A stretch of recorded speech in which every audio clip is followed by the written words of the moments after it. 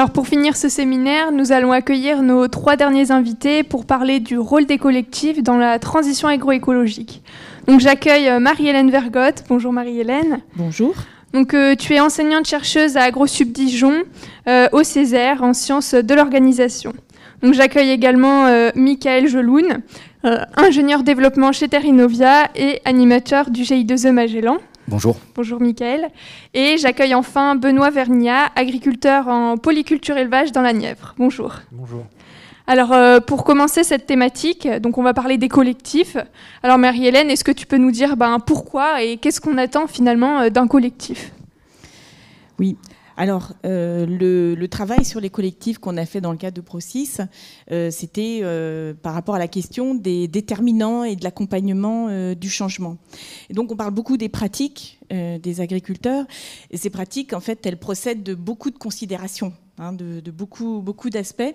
Et il y a des choix individuels, mais il y a aussi des choix qui résultent de multiples considérations, de l'insertion aussi des agriculteurs dans un réseau social, un réseau relationnel. Et donc, on s'est intéressé à savoir un petit peu ce qui se passait dans le cadre des collectifs.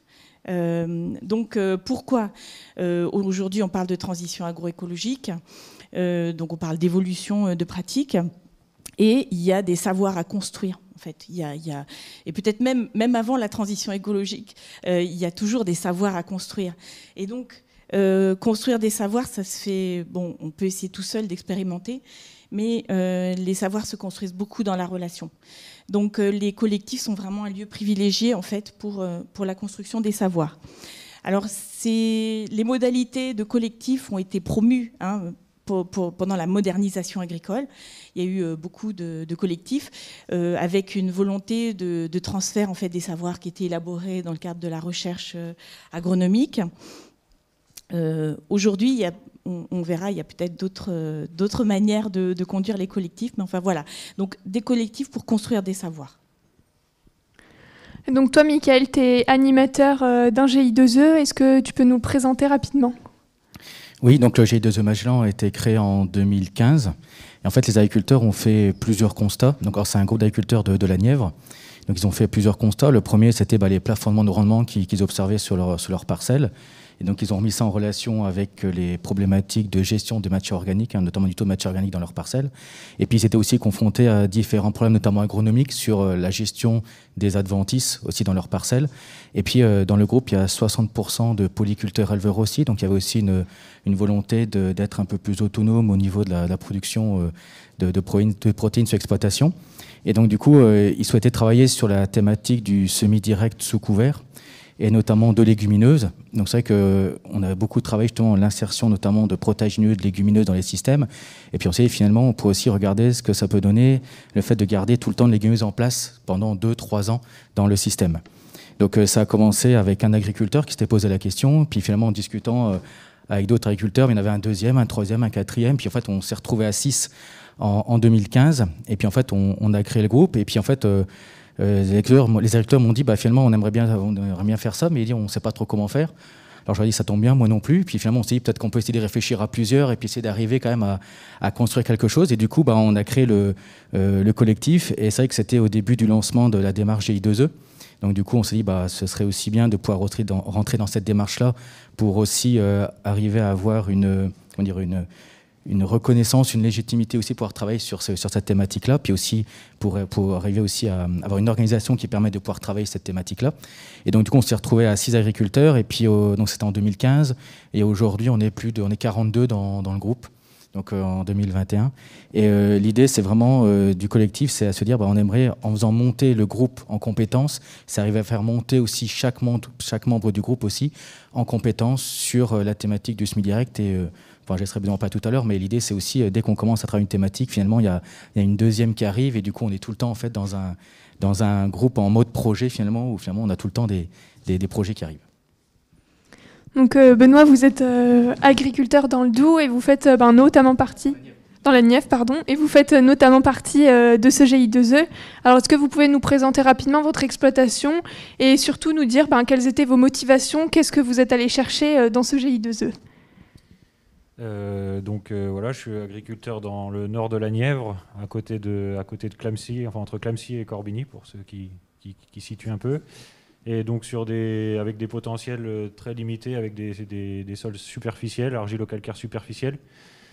Et donc en 2015-2016, suite à la récolte 2016 surtout, qui a été vraiment catastrophique comme partout, mais on a commencé à remettre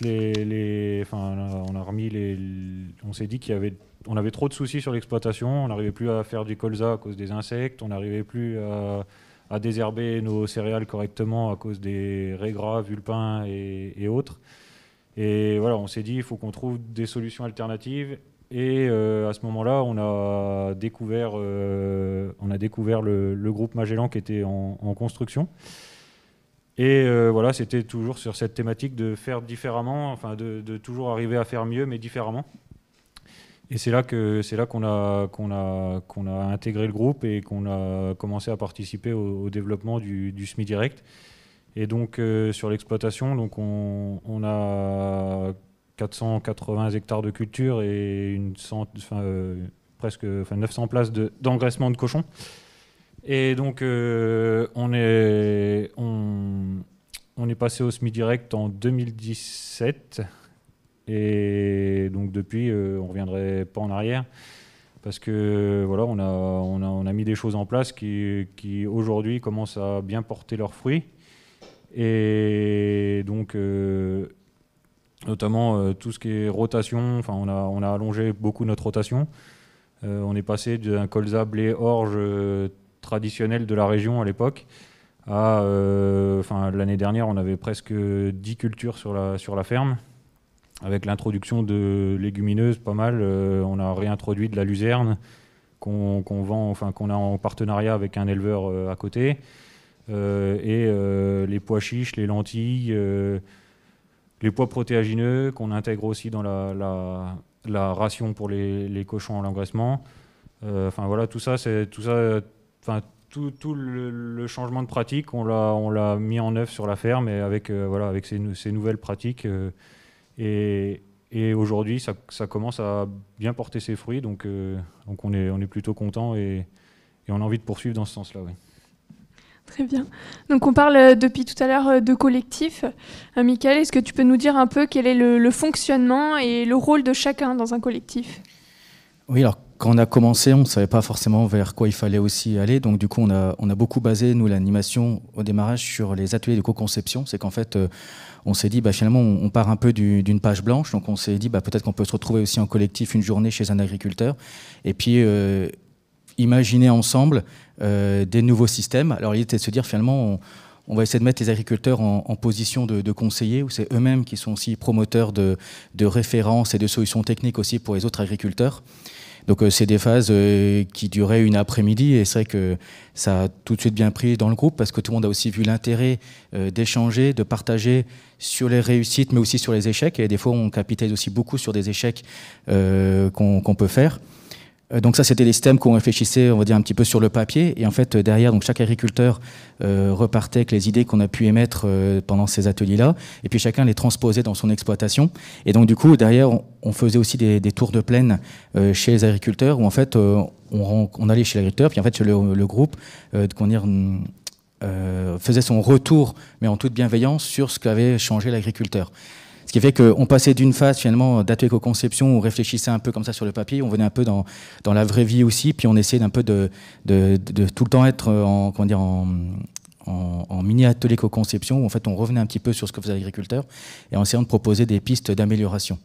Et puis en parallèle de ça, pour alimenter aussi ces ateliers co-conception et les besoins des agriculteurs en référence, on a aussi un volet d'expérimentation.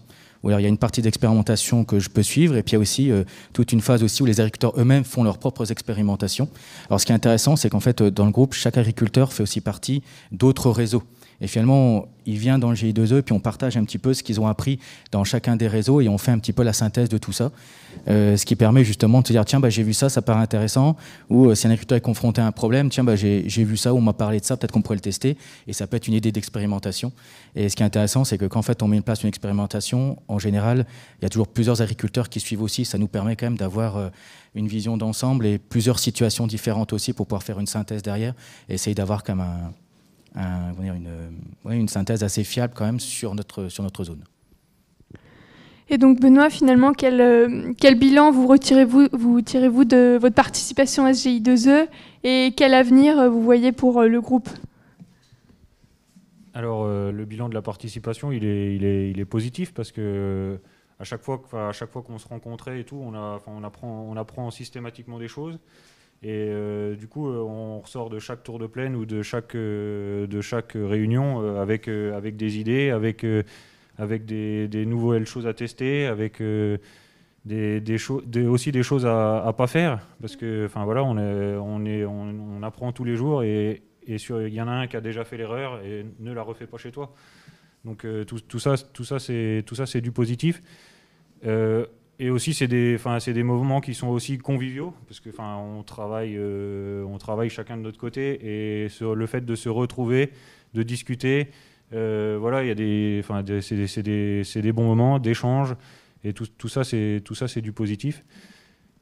Et quel avenir? L'avenir on est dans un perpétuel, on a tous envie d'avancer dans le même sens. Et on a tous, il y a plein d'idées qui se développent. Au départ, on était parti vraiment sur le semi-direct, les couverts et tout ça. Aujourd'hui, on a des thématiques un peu différentes, comme les macérations de plantes, le carbone aussi. On essaye de travailler sur une filière carbone. Voilà, tout ce qui est oligo-éléments aussi. On fait des formations avec des gens pour se former là-dessus et éventuellement tester ça sur nos fermes. Donc et franchement, tout le monde avance un peu à chacun à son rythme, mais tout le monde avance dans le même sens, et ça c'est vachement intéressant. Ce qui est intéressant, c'est l'émulation du groupe. C'est qu'en fait, finalement, quand on a envie de faire travailler une thématique, quand on est tout seul, des fois, on hésite un peu, on ne sait pas comment faire. Le fait aussi d'être en collectif, finalement, on se rend compte qu'on n'est pas tout seul à voir travailler cette thématique-là. Puis ça donne un peu plus envie aussi d'aller de l'avant, d'essayer des choses. Et puis, comme tu l'as dit, c'est qu'en fait, quand on a aussi un voisin qui dit « Tiens, moi, j'ai essayé ça, ça marche », c'est aussi une façon de pouvoir plus facilement changer ses pratiques. Alors, c'est pas changer pour changer, mais c'est changer parce qu'on a aussi envie de changer son système et on n'ose pas le faire parce qu'aujourd'hui, voilà, tout le monde a un peu peur du risque du changement. Et vraiment de se dire, j'ai un voisin qui a franchi le pas ou qui est en train de le faire aussi, ça incite aussi un peu plus à se dire, je vais peut-être aussi d'aller vers le système qui me convient davantage. Donc oui, justement, Marie-Hélène, j'allais te donner la parole. Est-ce que, donc toi, tu as fait beaucoup d'études sur les collectifs. Alors, est-ce que les propos de Michael et Benoît, ça illustre un peu les résultats que tu avais identifiés? Oui, tout à fait. En fait, je voulais rebondir sur des choses qui ont été dites, notamment par Michael. Pointer des choses qui me paraissent vraiment importantes. C'est ce qui a été dit par rapport à la bienveillance. Le fait que dans les groupes, il y a une atmosphère de bienveillance. Donc ça, c'est vraiment très important, je pense, à construire.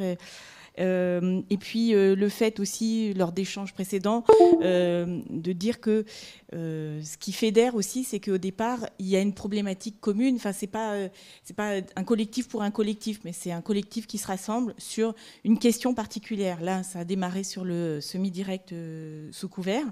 Et donc, c'est quelque chose qui permet de bien fédérer parce qu'il y a un objectif collectif qui est construit.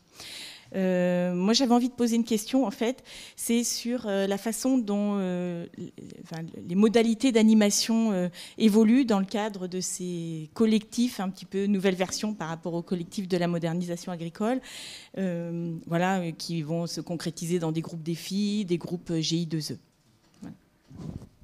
Voilà. Ce qui est intéressant, justement, c'est que finalement, on n'est plus sur un modèle descendant, mais vraiment sur un modèle transversal, où au début, on peut avoir une étiquette un peu de technicien, ou finalement on est plutôt une étiquette maintenant d'animateur, avec des agriculteurs qui sont bien souvent plus calés que moi sur ces thématiques-là.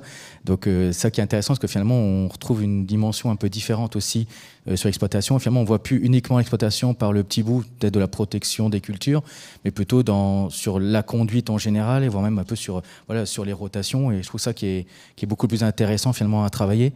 Et je trouve que c'est ce qui donne aussi de l'intérêt aussi de faire le triptyque un petit peu conseiller, agriculteur et puis chercheur aussi, parce que finalement les trois aujourd'hui on est un peu aussi en interaction, parce que voilà, on a aussi besoin d'avoir une relation avec la recherche pour aussi se dire ce qu'on travaille, on peut voir que ça marche ou ça marche pas, mais on a aussi besoin de facteurs explicatifs aussi pourquoi ça marche et pourquoi ça marche pas aussi.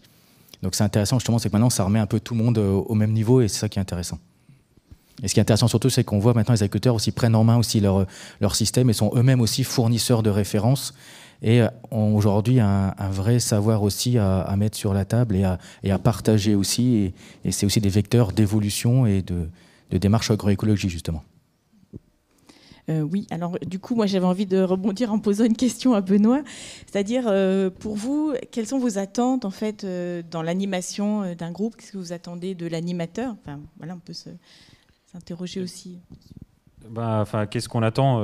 Enfin, je sais pas. Enfin, nous, on a la chance au GI2E d'avoir un animateur qui est super dynamique et on a qu'une envie, c'est de le suivre en fait. Et enfin. Après, on évoque une idée et tout de suite, il réagit pas forcément, mais il se renseigne, tac, et il lance le sujet et pof, ça suit. Enfin, après, c'est un peu lui qui lance pas forcément qui lance les sujets, mais en tout cas, qui les met en marche. Et c'est vrai que, de ce côté-là, on a une chance énorme, mais et on n'a qu'une envie, c'est de continuer comme ça. Ouais. Ce qui est intéressant, c'est le binôme agriculteur aussi animateur, c'est qu'en fait, faut que les deux y tirent aussi. C'est qu'à un moment donné, ça donne aussi, si que l'animateur propose des idées, puis que personne suit, ou que les agriculteurs donnent des idées, puis que personne rebondit en face pour lancer quelque chose, ça marche pas. Et c'est vrai qu'on a de la chance dans le groupe, c'est qu'on arrive à... Voilà, il y a une très très bonne ambiance dans le groupe aussi. Je pense que c'est un des facteurs aussi qui fait que ça marche quand même assez bien et qu'on a pu avancer quand même assez rapidement sur cette thématique-là et même sur d'autres, parce qu'il y a une très bonne ambiance aussi, on s'entend tous très bien, et du coup ça permet de... dès qu'on travaille dans la bonne humeur et tout, ça donne toujours envie d'aller un peu plus loin et puis de s'investir un peu plus dedans, quoi. Voilà, donc c'est dans l'écoute, une écoute intense qui permet de repérer des sujets qu'il va être important de travailler, d'explorer ensemble en fait. Et puis de regarder aussi quand les agriculteurs évoluent aussi dans leur système. S'il y a 2-3 évoluent sur une thématique, toi l'exemple tu disais des extraits fermentés, quand on commence à avoir 4-5 agriculteurs qui s'intéressent aussi à cette thématique-là, c'est-à-dire que ça peut aussi intéresser potentiellement d'autres membres du groupe aussi. Du coup, on a lancé une thématique, des sessions de formation, et aujourd'hui... il y a quand même une grosse partie du groupe maintenant qui s'y intéresse et qui fait ça en complémentarité de la partie couvert semi-direct. Et quelle est la fréquence de vos réunions? Comment vous vous retrouvez? Alors depuis un an, c'est un peu plus compliqué. On essayait de faire au moins une rencontre par mois en collectif, surtout en tout cas pendant les moments forts un peu de la campagne. Et puis, alors ça, c'est des moments entre nous. Puis après, on essaye aussi toujours d'avoir des moments aussi où on communique sur ce qu'on fait. Plus largement aussi via des plateformes ou des ouvertures de fermes ou lors de formations. C'est vrai qu'on a aussi l'envie, quand on a créé le groupe, c'est de communiquer sur ce qu'on faisait. Alors pas pour dire regardez, c'est ce qu'il faut faire, mais regardez, on peut aussi faire autrement le travail d'agriculteur et peut-être arriver à nos objectifs de façon un peu différente. Et donc l'idée, c'était un peu d'ouvrir différentes exploitations. Alors Benoît ouvre souvent les siennes, je le sollicite beaucoup aussi pour faire des interventions, mais c'est intéressant aussi parce que ça montre aussi que les agriculteurs se bougent, se motivent aujourd'hui pour essayer de chercher autre chose et tout le temps, comme tu l'as dit, s'améliorer dans leur pratique. Mais peut-être je vais te laisser compléter cette partie-là. Chercher à s'améliorer, on cherche, on essaye de suivre un peu ce que la société veut. Et on essaye de produire, de toujours produire autant, mais essayer de produire mieux.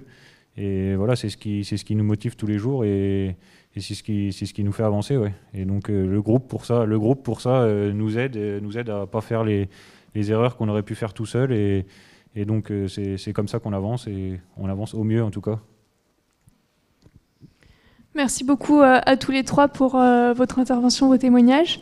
On va prendre les questions. Alors, on en a déjà reçu. Voilà, on a reçu 2 questions qui sont, alors peut-être pas pour ce groupe-là, mais qui s'adressent à un groupe tout de même. Avez-vous eu à gérer des tensions au sein du groupe, peut-être liées à des projets, des tailles ou des types d'exploitation différentes, ou à des profils d'agriculteurs différents?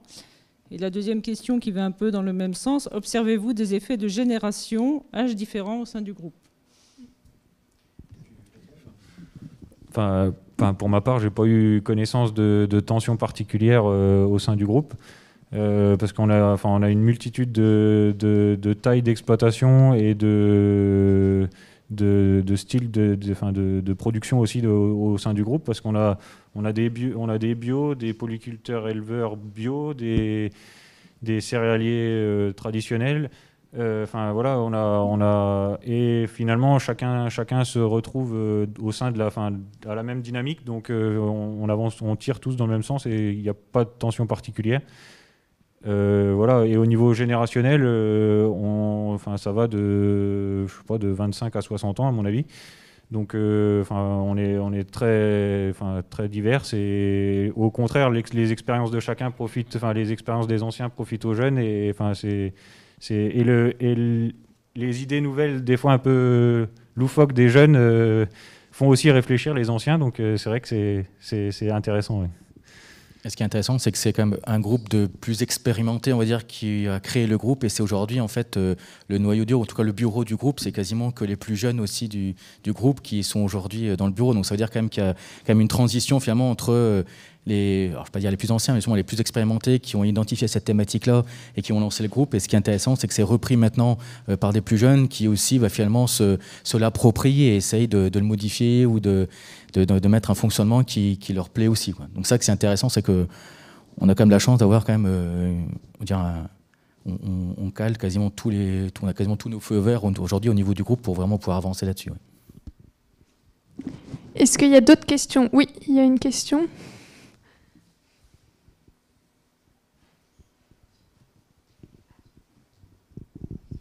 Oui, est-ce que vous avez travaillé à mettre en réseau les essais chez les uns, chez les autres, pour avoir comme ça un réseau d'essais système au sens classique du terme et en tirer des références? Alors, alors c'est un peu compliqué, on essaye quand même de mettre en place des choses. Le problème, c'est qu'il y a, comme l'a dit Benoît, il y a tellement de situations différentes aussi au sein du GI2E. Après, j'essaie plutôt de capitaliser les règles de décision qui font qu'ils interviennent ou non dans leur exploitation. Après, on fait bien sûr une capitalisation. Après, c'est compliqué de mettre en réseau, on le fait en tour de plaine quand on tourne, et puis on a un réseau de communication entre nous aussi, et puis entre eux, les agriculteurs aussi communiquent aussi beaucoup. Ce qui nous manque aujourd'hui, c'est vraiment un outil pour capitaliser toutes ces observations-là, parce qu'on a tellement de diversités différentes. Après, on essaye de le faire, on a essayé de sortir quelques synthèses. D'ailleurs, on a sorti un guide il n'y a pas longtemps qui capitalise un petit peu toutes ces expériences-là. Le côté système est quand même beaucoup plus compliqué à gérer, parce que chaque exploitation est quasiment un exemple, un cas particulier à lui-même aussi, donc du coup, c'est un peu plus compliqué quand même. Au niveau de la connaissance, alors vous avez bien sûr ces échanges d'expériences entre vous, vous avez des formations, j'ai cru comprendre. Est-ce qu'il vous arrive d'aller aussi sur Internet chercher de la connaissance, soit au niveau individuel ou collectivement, et sur quelle sorte de site, enfin comment, est-ce que c'est une pratique qui est courante? Bon, je vais parler en mon nom propre parce que, je ne veux pas parler au nom des autres, mais je me renseigne un peu sur, principalement via les expériences et les retours de mes collègues, parce que on fait partie du même, plus ou moins du même contexte pédoclimatique, avec voilà le climat à l'instant T qui est à peu près le même, donc voilà, on arrive à raisonner de la même façon, pas forcément de la même façon que le rapport qui a été fait en Normandie 3 ans avant. Et donc je pense, je sais pas pour ça que je prends pas note de ce que je vois aussi sur Internet et de ce que je peux lire sur certains réseaux sociaux ou autres. Mais je pense qu'il faut prendre du recul là-dessus et bien pas perdre de vue qu'on travaille avec le climat et le sol de notre région, et ça, il faut bien le prendre en compte. Ouais. Oui, on a encore une question. Oui, pardon. Je trouve vraiment intéressant de voir qu'est-ce que le groupe vous a permis de mettre en place, de changer par rapport à la situation initiale, alors qu'on a des fois l'image de l'agriculteur un peu isolé, qui n'aime pas trop partager, etc. C'est vraiment tout le contraire. Alors c'est peut-être le fait que vous étiez dans des situations agronomiques pas faciles et qu'il fallait trouver des solutions. Mais alors je crois que dans l'étude de Marie-Hélène que vous aviez faite, les enquêtes, vous avez montré qu'il n'y avait que 10% des agriculteurs qui sont dans des collectifs. Comment ça se fait et comment on peut encourager des agriculteurs à aller dans les collectifs, à partager leur expérience, leur savoir. Et il faudrait vraiment davantage faire connaître les résultats de telles expériences. Je trouve ça vraiment intéressant. Pour qui la question? En tous les cas, c'est vrai que c'est un constat qu'on a fait, c'est que, et encore, je regardais en 2019, dans les documents de communication du ministère, ils évoquaient 10 000 agriculteurs qui sont engagés dans des groupes GIE et défis, ce qui reste une minorité en fait par rapport au nombre total d'agriculteurs. Alors après, il y a peut-être des personnes qui sont plus enclines à participer à des collectifs, et puis il y a des effets d'essaimage en fait. Moi je voudrais juste pointer le fait que par exemple sur le GIE Magellan, il y a une première question qui était voilà, les semi-directs sous couvert, et puis ce que tu expliquais, Michael, tu le diras mieux que moi, le fait qu'il y ait voilà, une nouvelle question qui arrive et qui va peut-être agréger des nouvelles personnes. Et moi j'aurais un peu l'hypothèse que lorsqu'on a un collectif qui existe, ce collectif peut grandir, puisqu'il est parti de 6 personnes, il est arrivé à 42. Donc il y a un effet il y a une dynamique qui peut entraîner et qui peut faire des petits, quoi, en quelque sorte. Et dans une étude qu'on avait fait sur les GIE2E, c'était en 2015, donc c'était tout nouveau, mais en fait on avait constaté que beaucoup de GIE avaient été labellisés, donc des collectifs avaient été labellisés GIE sur la base de collectifs préexistants. Donc il y a quelque part, il y a une espèce de terreau, de collectif qui a besoin de grandir, d'être fertilisé pour qu'il essaime, qu'il bourgeonne. Voilà, c'est une dynamique au long cours en fait. Mais voilà, c'est quelque chose, moi je pense qu'il faut vraiment le préserver, quoi.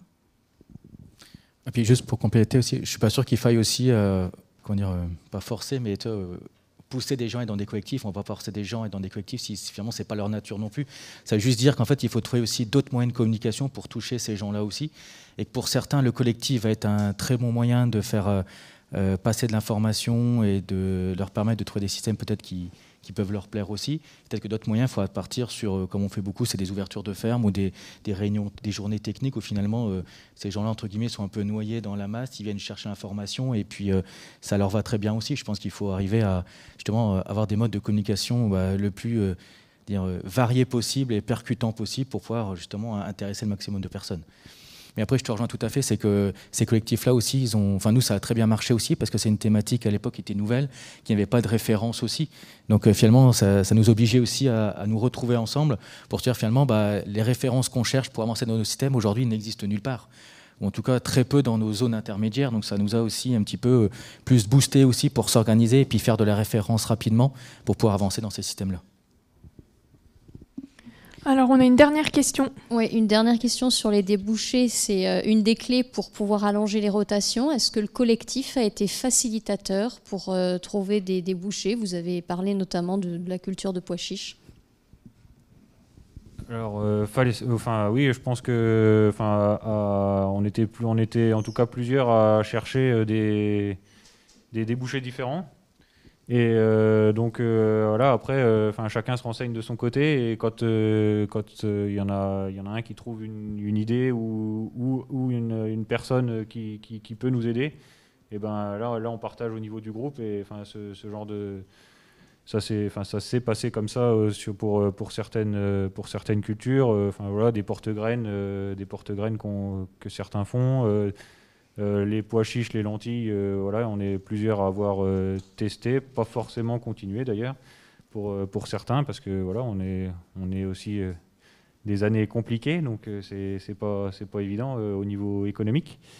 Mais c'est vrai que l'effet groupe, en gros, on est en contact via des plateformes, des groupes d'échange assez régulièrement, et du coup on parle un peu de tout notre système, que ce soit la technique pure du sol et tout ça, jusqu'à la commercialisation. Donc comme on est en contact régulier, on parle de tout, et c'est comme ça aussi qu'on avance sur tous les sujets. Ouais. Merci beaucoup à tous les trois pour vos témoignages. Donc, on vient justement de parler de l'importance des débouchés. Et donc là, je vous propose une petite vidéo de conclusion sur l'importance des filières. Et à l'issue de cette vidéo, on passera à la première table ronde.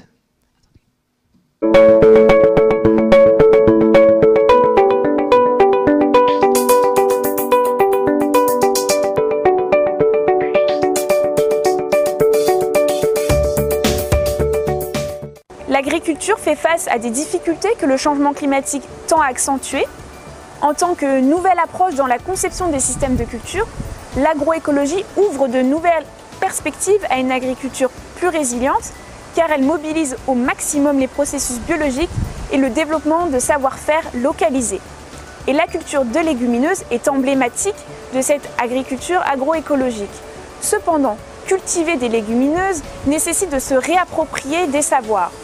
Et donc dans le cadre du projet PRO6, il y a eu une première étude sur le rôle des collectifs techniques d'agriculteurs en tant qu'espace de partage de ces savoirs.